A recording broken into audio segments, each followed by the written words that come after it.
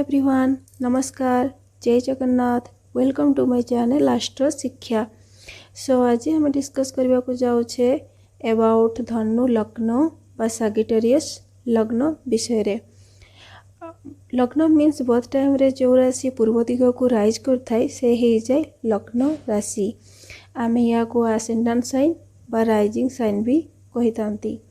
लग्न रु हमको गोटे पर्सन रो बिहेवियर केमिति आउ से देखा किभली माने तार आउटर अपीयरेंस केमिति से सब आमे जानिबा को पाई थाउ। आपनक बर्थ चार्ट रे फर्स्ट हाउस रे जदि नंबर 9 लिखाई से हे जिवो धनु लग्न। वर्तमान चलो तो आमे स्टार्ट करिवा धनु लग्न विषय रे। Due to Gurudev Brihaspati itself the lord of Dhanu लग्न।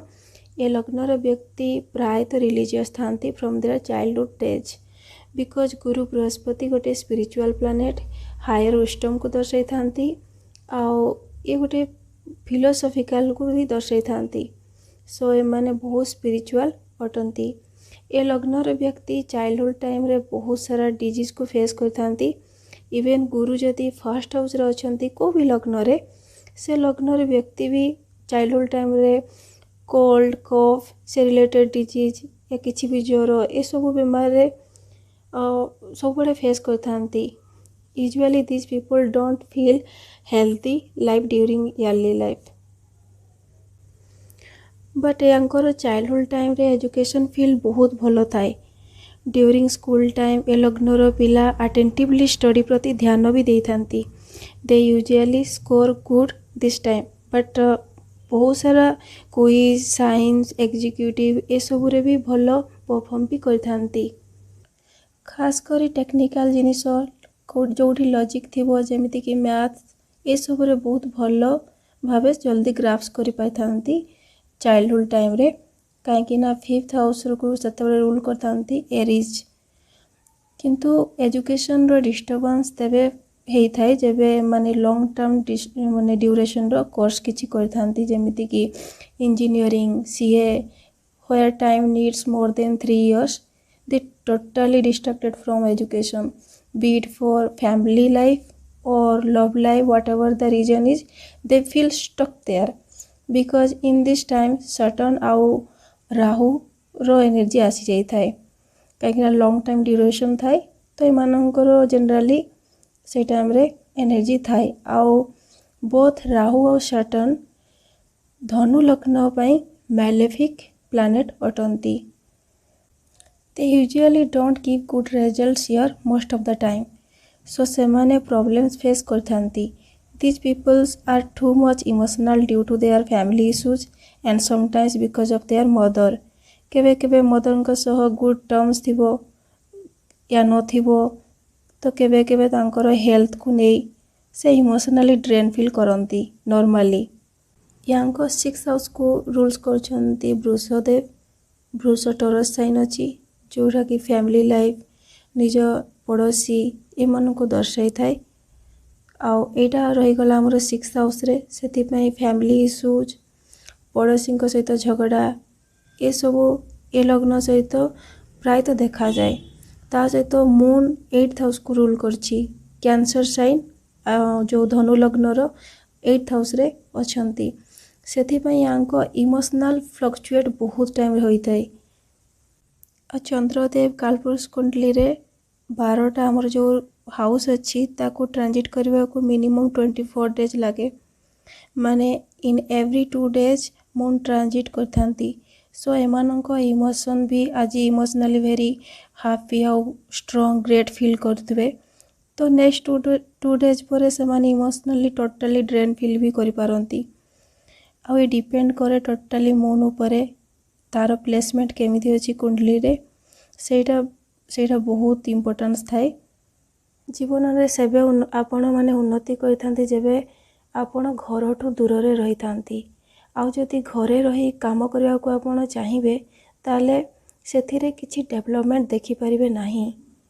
आपण जदि बिजनेस करबा को चाहथांती ताले आपण सब बेले डिसीजन नेबारे कंफ्यूज हेबे सही डायरेक्शन मिली पारे नाही। ठीक से को टाइम रे को बिजनेस स्टार्ट करिवे या किछि कौन स्टार्ट करेंगे से किसी भल सुझाव मिल पारे आपण को कहीं मर्क्यूरी रूल्स कर 7th हाउस को आउ 7th हाउस हूँ कन्फ्यूजन को देखी थाए आउ 7th हाउस जो मर्क्यूरी जब 7th हाउस अच्छी तो कन्फ्यूजन क्रिएट करता है ता सहित कहीं गुरुदेव फर्स्ट हाउस रे आउ सप्तम भाव रे आमर मर्क्यूरी रहिले या भितर भल पड़ेनी तो डिसीजन मेकिंग करिवारे आपन को बहुत प्रॉब्लम फेस करने पड़े गोटे स्टार्ट करदे बिजनेस पुणी किछि दिन पर आ गोटे स्टार्ट करदे पुणी किछि दिन पर आ गोटे स्टार्ट करदे एमती ही चल थाए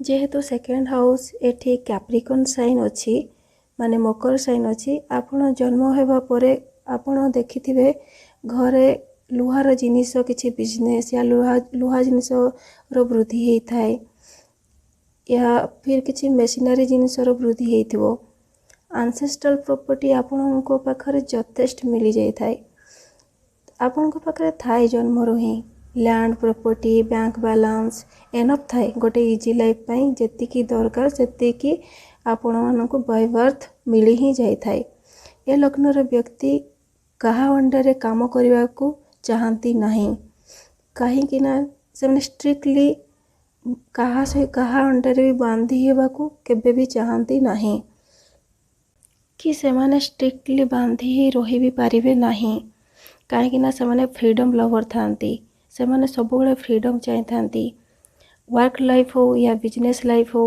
एमाने बहुत फ्री माइंडेड थांती सबुबले लाइट माइंडेड रखि थांती मूड तांकर सबुबले लाइट माइंडेड थाए बिजनेस भल चलिला इट्स ओके न चलिला देन ऑल्सो इट्स ओके आज चललानी काली चल जिवो या नेक्स्ट डे को चल जिवो एमिति भाबरे तांकर स्पिरिट थाए सबुबले एमिति स्पिरिट ही थाए तांकर सबुबले डोंट केयर वाला स्पिरिट थाए गुरु गोटे सौम्य ग्रह यांकर ए राशि रे जो व्यक्ति भी जन्म होइचंती से माने एते मटेरियलिस्टिक आउ कैरियर पई हैला कि फाइनेंशियली एते व्यस्त ही पड़ती नहीं लाइफ रे छोट छोट जिनस रे माने बहुत फुलफिल अनुभव करथांती फैमिली भल अच्छी फूड टाइम टू टाइम मिल जाउची सेथिरे से माने कंटेंट फील करथांती प्रायतः देखा को गले टुडे वर्ल्ड रे एमिति चिंताधारा रो लोक खूब कम मिलती आ सेथिरे धनु लग्न रो व्यक्ति एभली चिंताधारा थाए